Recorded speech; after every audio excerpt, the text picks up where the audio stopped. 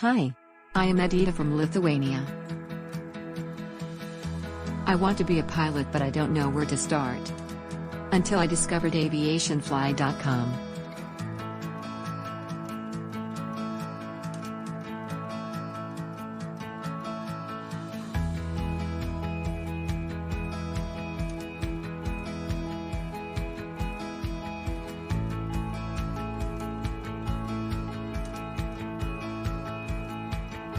I'm so excited to reach my pilot dreams.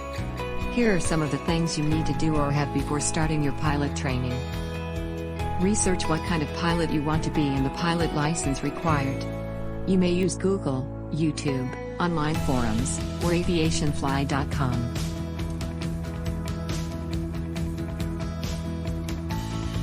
You should also possess these basic requirements before starting your pilot training. You should be at least 17 years old to receive a student pilot license. You need to be a high school graduate. You need to be able to speak, understand, write, and read in English. You also need to pass the medical exam. Take note that the basic requirements may vary depending on where you are planning to do your pilot training.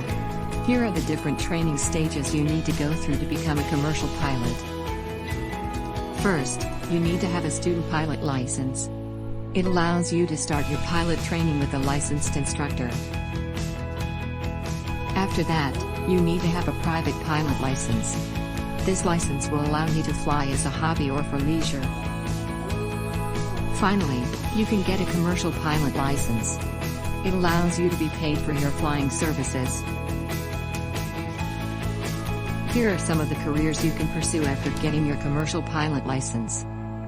Airline pilot, corporate or business aviation pilot, cargo pilot, charter or air taxi pilot, flight instructor, medical or air ambulance pilot, agricultural pilot. Do you have any questions about pilot training? Comment below.